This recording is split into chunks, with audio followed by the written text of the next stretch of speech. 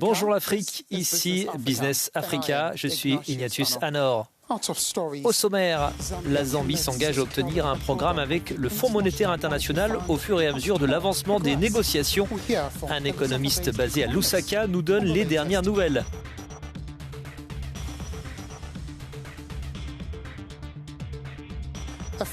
Un nouveau recul pour South Africa Airways. La compagnie aérienne n'assurera pas de vols commerciaux avant mai 2021.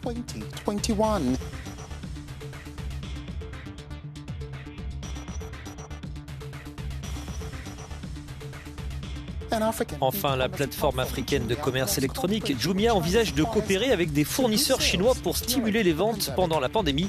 Les détails tout de suite.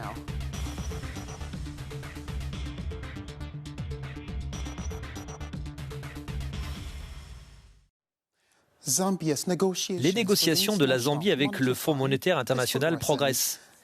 La nation d'Afrique australe demande un soutien dans le cadre de la facilité de crédit étendue du FMI. Plus de 3 milliards de dollars de dettes en euros obligations et 3 milliards de dollars supplémentaires dus à la Chine. Ce ne sont là que quelques-uns des défis en jeu alors que les deux parties sont prêtes pour de nouvelles négociations dans les semaines à venir.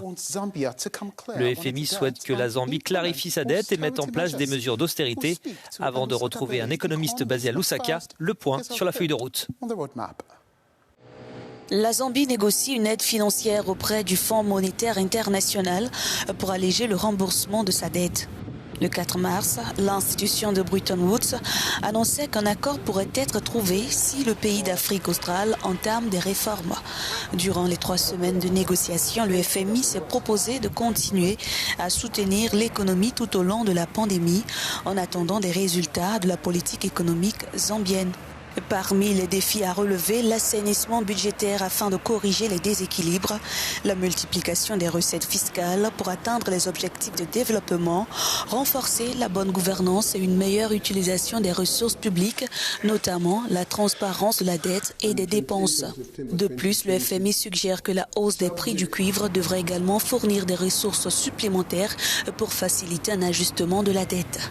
Un accord avec l'institution de Bretton Woods pourrait aboutir à un prêt à taux zéro ou très faible pour rembourser la dette assortie d'un soutien technique pour des réformes économiques. Chibamba Kanyama est économiste. Il est avec nous depuis la capitale zambienne, Lusaka. Chibamba, merci de vous joindre à nous. Le FMI fait état des progrès réalisés avec la Zambie dans les négociations relatives à un programme. Comment évaluez-vous les discussions menées jusqu'à présent sur la résolution des déséquilibres macroéconomiques ? Ce que je constate, c'est que les problèmes font encore l'objet d'études. De nombreuses questions sont encore sur la table. Il faut donc étudier le programme de reprise économique que le gouvernement a présenté. Les progrès seront beaucoup plus clairs après l'intervention de l'équipe technique du Fonds monétaire international. Lorsque cette équipe aura aidé notre propre équipe ici à résoudre certains de ces problèmes, et ce afin d'apporter de la clarté quant aux objectifs réels que le gouvernement espère apporter, je suppose donc que les informations finales ne viendront qu'après les élections, c'est-à-dire en août prochain.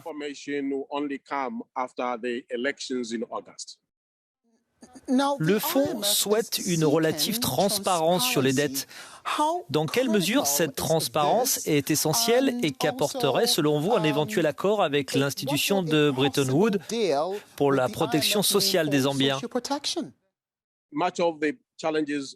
Une grande partie des défis étaient axés autour de la Chine, notamment parce que certains des contrats numéro 1 n'ont pas encore été exécutés. Le Trésor n'avait donc pas encore positionné une partie de ce financement en tant que dette, car il n'était qu'au niveau contractuel. Certains de ces contrats n'ont pas été signés initialement par le ministre des Finances. Ils ont été signés par d'autres ministères, mais d'après la loi, seul le ministre des Finances est habilité à signer. Rappelez-vous que nous avons un conseiller qui conseille le gouvernement en la matière, garantissant qu'il existe un niveau de transparence élevé en matière de dette. Une grande partie de cette transparence a trait à des dettes nationales, et ce afin de comprendre le niveau de garantie que le gouvernement a fait au nom des entreprises d'État. L'espace budgétaire visant à soutenir les investissements sociaux a été faible, car 45% de ce qui devait aller vers les revenus est avalé par la dette et environ 45 à 50% à des émoluments gouvernementaux, notamment les salaires. Il ne reste donc que 10% pour les dépenses dans tous les secteurs du gouvernement. Reste que la préoccupation de nombreux investisseurs est de savoir à quel moment cet accord peut être conclu et quel en serait l'impact à moyen terme.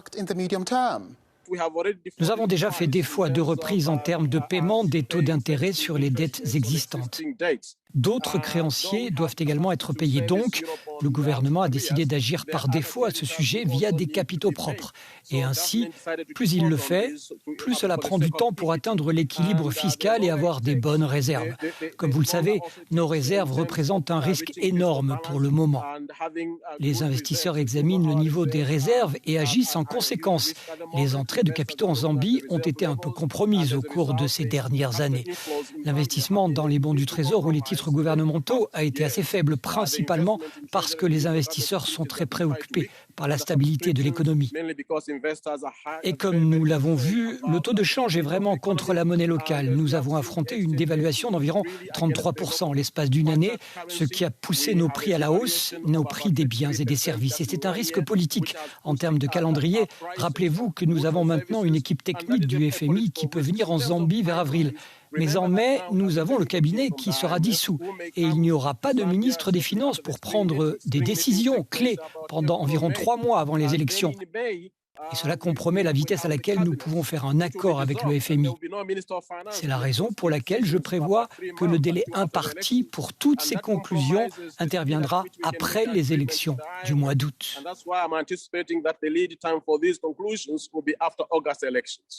Chibamba, très heureux de vous avoir reçu dans cette émission.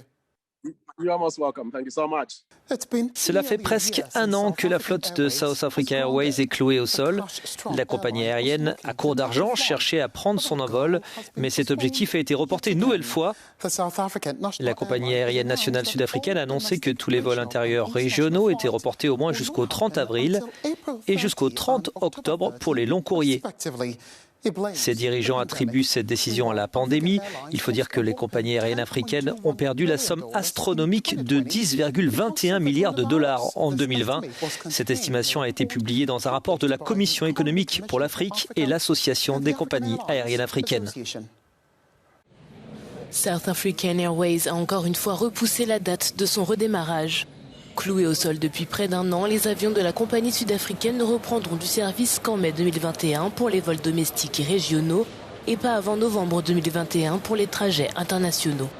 Annoncé sur le site internet de la compagnie, cette nouvelle mise à jour a été décidée parallèlement à l'évolution de la pandémie de coronavirus, chaque pays faisant toujours face à des taux d'infection variables. South African Airways, déficitaire depuis 10 ans, a difficilement fait face à la faible demande mondiale de transport liée à la pandémie. Elle a été placée en redressement judiciaire en décembre 2019 et est actuellement en phase de restructuration. South African Airways continue de proposer des vols domestiques via sa filiale low-cost Mango pour assurer sa viabilité commerciale. Le 14 juillet dernier, un plan de sauvetage pour remettre le transporteur sur pied a été adopté. Il a été financé à hauteur de 10,5 milliards de rand.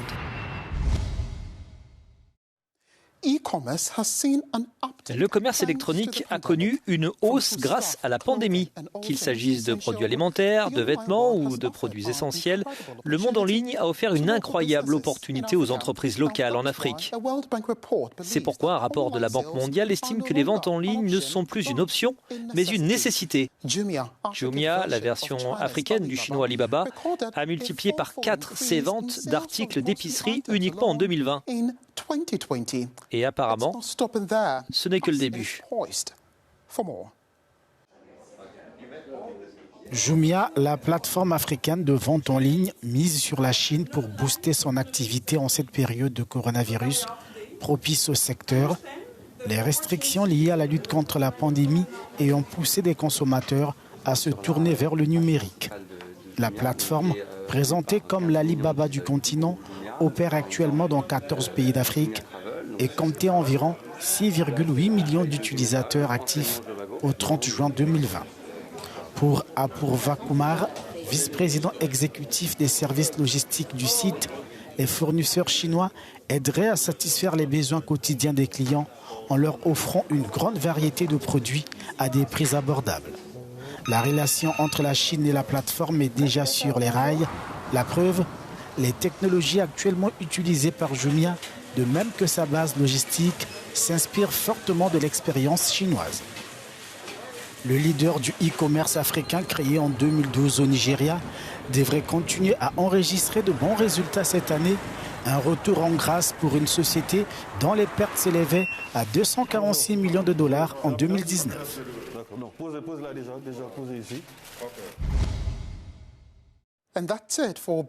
C'est tout pour ce Business Africa. Vous pouvez retrouver l'émission sur nos différentes plateformes, me suivre sur mon compte Twitter, Ignatius Anor, et faire un tour aussi sur africanews.com pour découvrir l'ensemble des programmes de notre chaîne. Merci de votre attention. À bientôt.